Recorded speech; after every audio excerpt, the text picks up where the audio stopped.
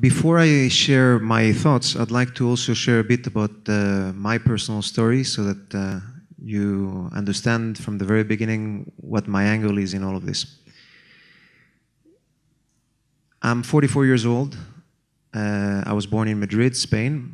Beautiful place, by the way, for those of you who haven't been there. I spent my first 16 years in Madrid, then moved to the States for about 8 years, did my education or an education in the United States, and then moved to Asia for about another 8 years, and mainly in China, where I worked for different sort of activities that I'll tell you afterwards how they play with what the subject is today. And then in 2000, I went back to Europe, to Spain, and I found myself in a place where there was more anti-Semitism than I was accustomed to, because in the States and even in Asia, you wouldn't see this sort of anti-Semitism. And I decided to become very, very active. And I'll tell you in a few seconds how I got active. Charlotte, you asked us to tell an anecdote on how we see this trend of old and new generation. I perceive it in a way that we are all part of what environment we live and are nurtured in. And I was very fortunate that I was born in a family that is very, very active in the Jewish world. I learned when I did my bar mitzvah that my name, David, comes from the fact that I was born exactly 1 year after the victory of the Six-Day War, David against Goliath. And I'm sure it had an effect on me. I think that the name can, in the behavior of the world around you, makes you act in a certain way throughout your life. You need to have a sense of identity early on, and hopefully that goes into whatever you do next. This is why, personally, as my wife and I started to have children, we have 2 of them, we decided to give them also meaningful names. And my daughter, who's 7 years old, is called Yavne, after the city of Yavne, which is Judaism after the temple. And my boy is called Dayan, which we wanted to have a name of a hero, at least in the diaspora. Moshe Dayan is seen as a new Jew, a proud Jew, the Israeli Jew. And for me, that's the connection. I think that by raising your children in a certain way, you're putting at least a nice wind in their sails. I say this because I think that this has a lot to do also with what is happening in the Jewish world.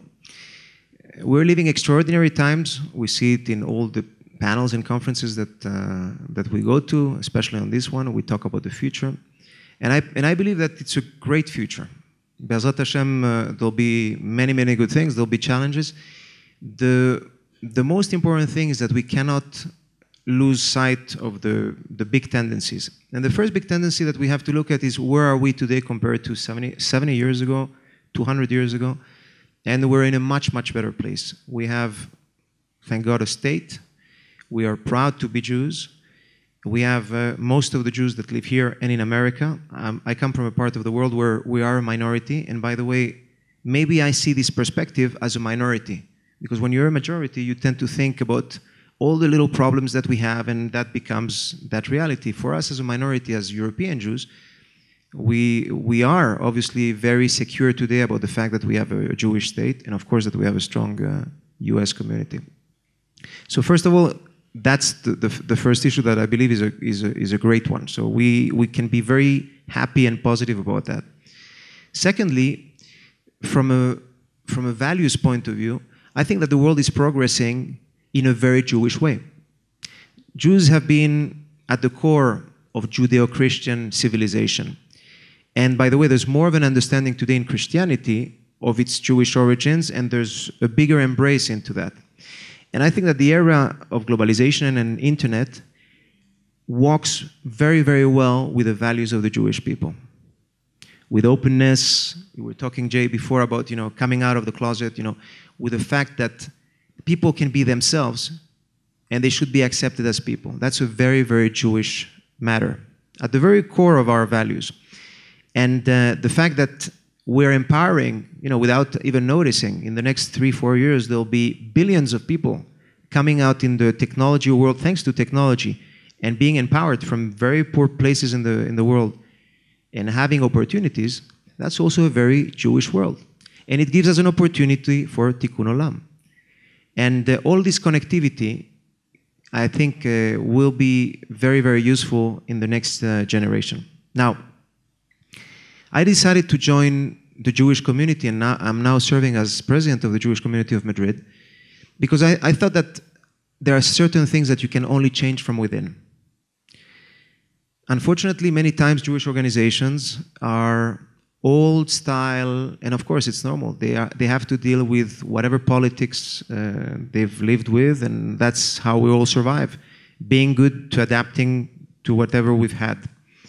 Now, change is happening in a very, very fast pace, and we are losing a lot of Jews along the way in terms of assimilation. It happens especially in large communities where Jews live well, like in the US, and I think that there's a whole demographic change that is happening there, and that in 20 years, the Jewish community in America will be very, very different. And of course, we also have anti-Semitism in certain places, like in Europe, that is affecting that. But I decided to join the Jewish world, the organized Jewish world, in order to effect change from within. And this is what I've been dedicating my life to. I'm an entrepreneur, so my business ability is to set up companies or opportunities where I believe that there's a chance to do things, and obviously to go into execution. I've set up 6 organizations that are still active, they're funded, they have professionals running it. And I believe that Judaism is all about that, about obviously thought and values translated into action. So there are many ways still that we can get people into action, and I'll be more than happy to share that later. Thank you.